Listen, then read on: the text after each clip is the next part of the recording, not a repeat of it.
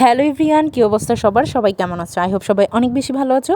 তো চলো আজকের ব্লগে তোমাদের সাথে শেয়ার করব র্যান্ডম কিভাবে আমের আচার বানালাম। বান্ধবীর বাসা থেকে এই আমগুলো নিয়ে এসেছিলাম, তো আমি খুব দ্রুত এই আমের আচারটা বানাবো। তো চলো কিভাবে বানাই সব কিছু তোমাদের দেখাই। তো আমগুলো কেটে প্রায় 20 থেকে 30 মিনিটের মতো পানিতে রেখেছিলাম, এতে যে তিতা ভাবটা থাকে ওইটা চলে যায়। তো আমগুলোতে কাঁটা চামচ দিয়ে ছিদ্র করে নিয়েছি যেন ভালোভাবে চিনিটা ঢুকে যায় আর খেতে বেশ মজা লাগে।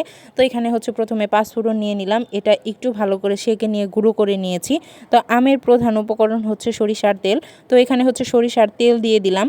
তো যেহেতু আমি এখনই এটা বানিয়ে খাবো এই জন্য শুকানোর কোনো প্রয়োজন নাই।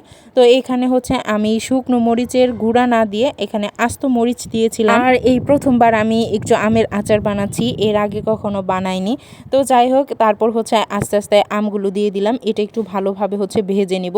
তো এরপর পাঁচফোড়নের যে গুঁড়ো করে রেখেছিলাম সেটা আমি এই আমের সাথে মিক্স করে দেব, এতে খুব সুন্দর একটি আচার ফ্লেভার আসবে। তারপর অনেকক্ষণ একটু তেলে ভাজবো, ভাজার পর এখানে যে চিনি বা গুড় যেটাই বলো না কেন সেটা দিয়ে দিবা।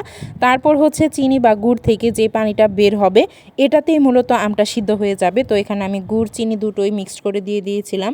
তো এটা বর্তমান কালার, এটা অনেকক্ষণ জাল করার পর এটার কালার আস্তে আস্তে চেঞ্জ হতে থাকবে আর আমগুলো আস্তে আস্তে চুপসে যেতে থাকবে, কারণ এটা ভালোভাবে সিদ্ধ হয়ে যাবে। আচার খেতে মজার হোক বা না হোক, এই পাঁচফোড়ন দেওয়ার পরে এত সুন্দর স্মেল বের হয়, আশেপাশের মানুষ সবাই বুঝতে পারে যে এই বাসায় আজকে আমের আচার বানানো হচ্ছে।